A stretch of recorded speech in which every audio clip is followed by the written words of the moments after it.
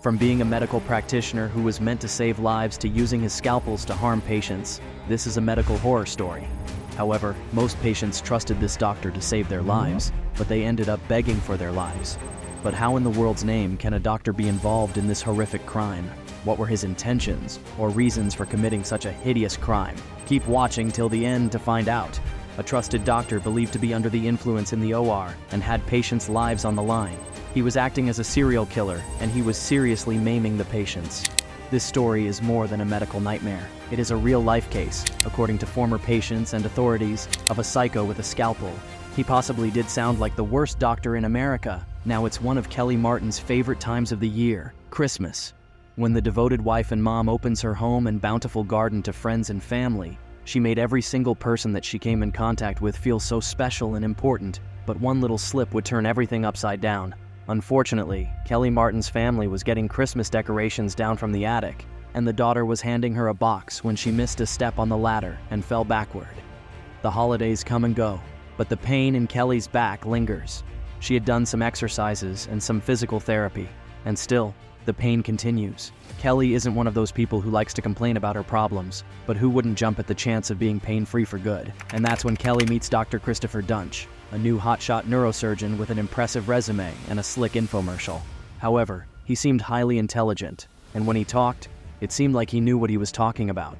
Patients like Philip Mayfield hear that Duntsch's scalpel is a magic wand that makes pain vanish into thin air. You see, Philip Mayfield had Dr. Duntsch checked out through so many different websites that give doctors top ratings. Kelly Martin's family would know the truth soon enough. The process of surgery was explained to Kelly Martin's family as a very routine procedure, almost like getting a cavity done. Dr. Duntsch had assured them that this is something that just needs to be done, and Kelly is going to be fine. Kelly had reservations about the whole procedure. She even asked Dr. Duntsch if he had ever had any bad outcomes or deaths from his surgeries, and his answer was no, and that it had been luck on his side. But there's no luck on Kelly's side that day. However, according to investigators, there was no medical expertise around at the time of the surgery. During the surgery, she started bleeding, a problem Dr. Duntsch doesn't think about. While she was still bleeding, he met with her family to tell them everything was okay. But in the actual sense, Kelly was far from being okay. Nevertheless, hospital records give a harrowing blow to Kelly's fall from minor procedure to medical emergency. The anesthesiologist was expressing concerns the entire time, over and over again, saying he couldn't get her blood pressure up. Kelly continues to hemorrhage, with nurses noting the patient's pale face color and breathing becoming increasingly labored. The family spoke to one of the nurses in the surgery room, but they could tell something was wrong just by the reaction on her face. The reports document multiple attempts to stimulate the patient, all the while Kelly's family wrings their hands with worry. In the OR, Kelly's blood loss is sounding alarms, and her condition is deteriorating. So why is Dr. Duntsch proceeding as if nothing was wrong?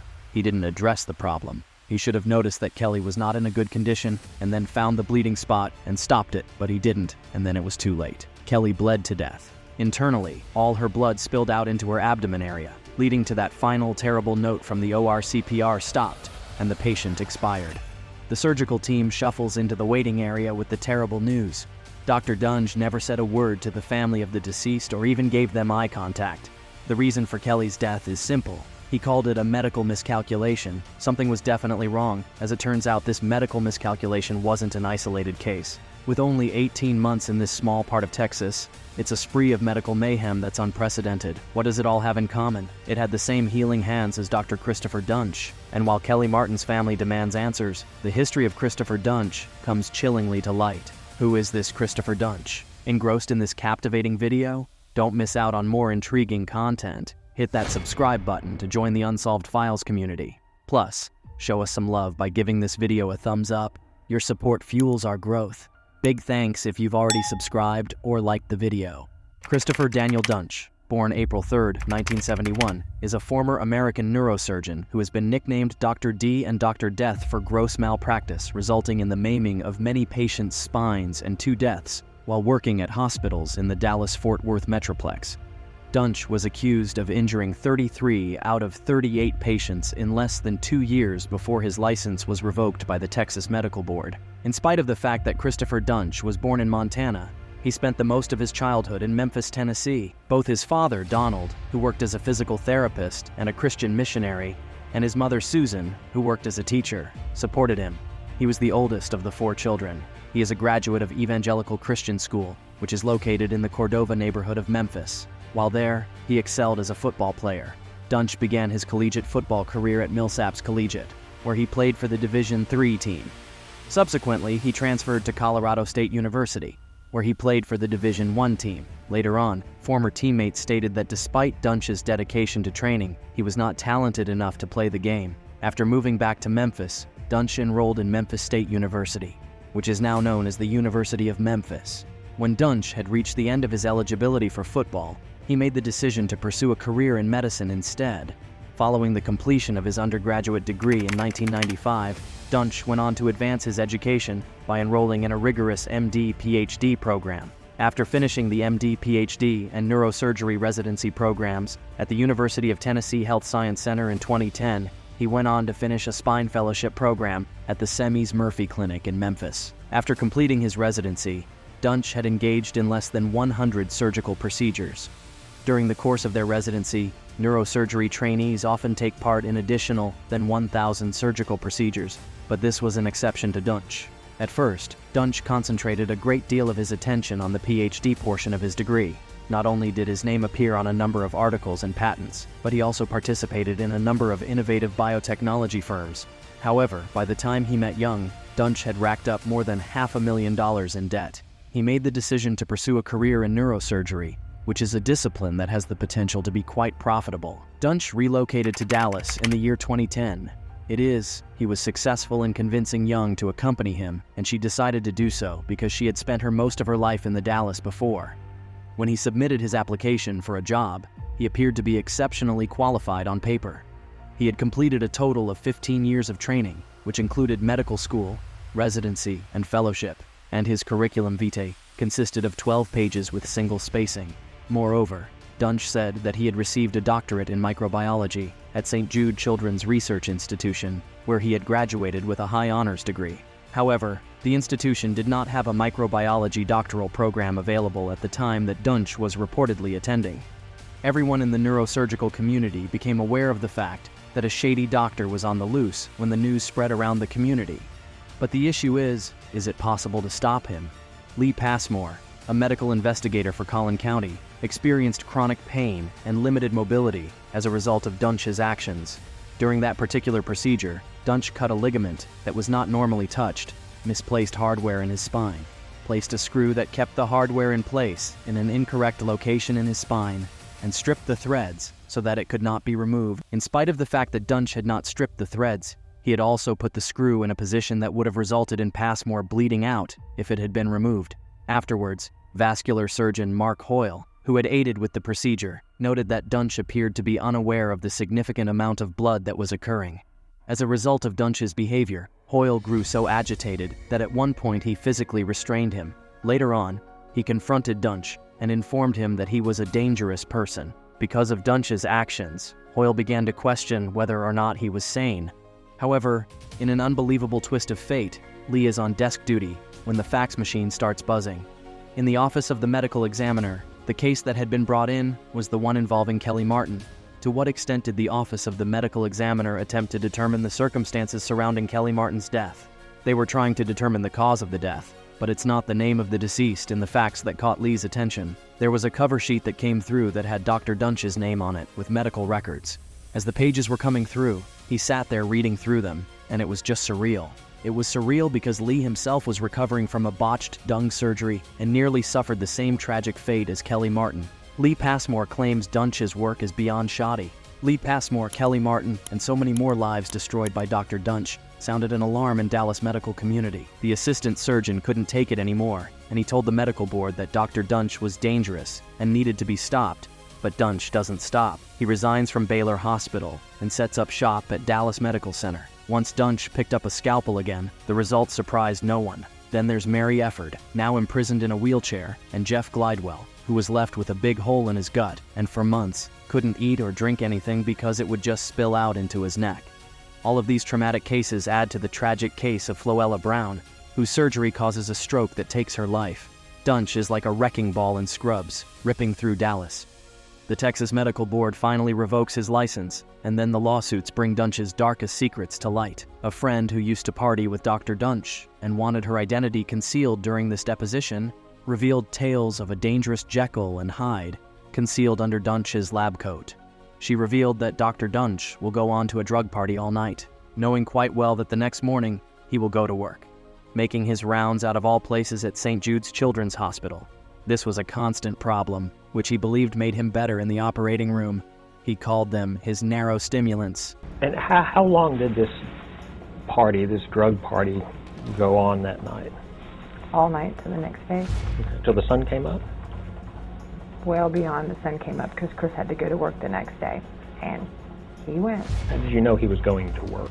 Because he had to go make rounds at the hospital. Oh well, what do you call them? I guess cocaine, right? In a 4-page rambling email to one of his girlfriends, he compares himself to Einstein and God and writes these romantic words: "You, my child, are the only one between me and the other side. I am ready to leave the love, kindness, and goodness and become a cold-blooded killer."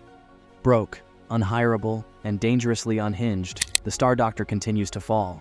He's captured on a security camera stealing merchandise from a Walmart. Surprisingly, he was seen with the most random assortment of items, such as pants, hat watches, sunglasses, a Diet Coke, a mouse, and a keyboard. But however, Duntsch is no better at shoplifting than he is at surgery. You know, Walmart has really good security cameras. They can zoom in and follow you, and this led to Duntsch being arrested. But even from jail, the discredited doctor plans his comeback. Duntsch wanted to continue operating elsewhere. He had said, "I was just planning on applying for a license in other states." According to his plans, he would just start applying for a license in other states, and he was already gathering his documents to prove that once he got out of jail, he was going to get a license somewhere else. And tragically, when this was mentioned to a few of the patients, they started crying and asking what it would take to put licensed butcher shop out of business. Prosecutors say, disgraced Dr. Chris Duntsch has maimed more than a dozen patients and killed 2 more in 18 months. With his huge ego, Duntsch is not only arrogant, authorities say he's dangerous. He wasn't going to listen to anybody who was telling him he was doing anything wrong. They yanked his license in Texas.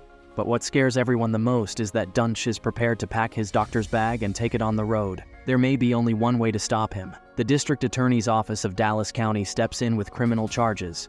He was a doctor who did what he did knowingly and intentionally, and he didn't care, but Dallas County did. In their investigation, they discovered that the original surgery that had been done was at the wrong level. It was also discovered that she didn't need the surgery because it wasn't going to help her pain at all.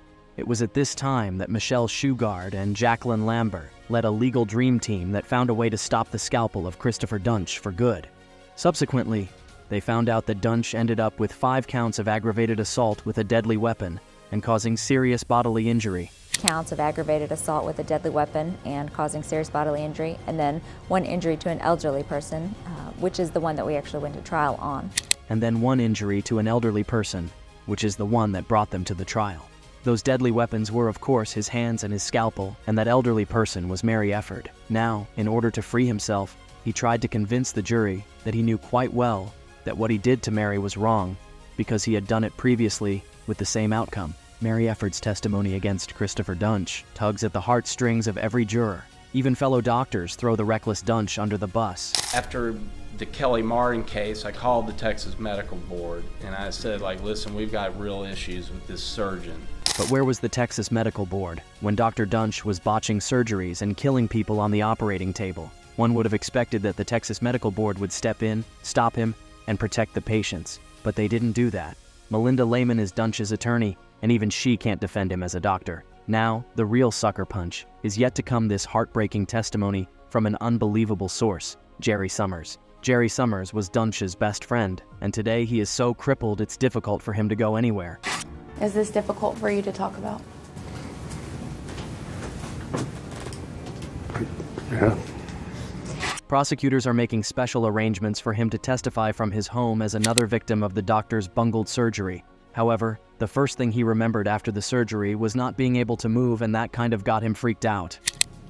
Is not being able to move, and After that, he started bleeding profusely, and so Duntsch started packing in gel foam, which is like a coagulant and helps stop bleeding. He packed so much in on the spinal canal that it basically caused a spinal cord injury and put compression on the spinal canal. and that was what basically crippled him. After Duntsch reduced his friend to spending his entire life in a wheelchair, he didn't even reach out to him anymore. Jerry lives with paralysis and constant pain, and if Duntsch felt any remorse for his old friend, you sure can't see it on his face. In any case, nailing Duntsch for good means one last tactic. Its power is undeniable. The unbelievable number of lives changed by this despicable doctor is all the jury needs to see. But however, Duntsch is convicted of intentionally causing serious bodily injury to an elderly person. What's even more remarkable is the sentence. A sentence of life in prison with a minimum of 30 years was handed down to him. Due to the fact that he will spend the remainder of his life behind bars as a consequence of his actions, he will learn a valuable lesson from this experience. In addition, the victims, whom he has caused harm to, express their gratitude and contentment with the justice that they have received. I'm just so grateful from the bottom of my heart.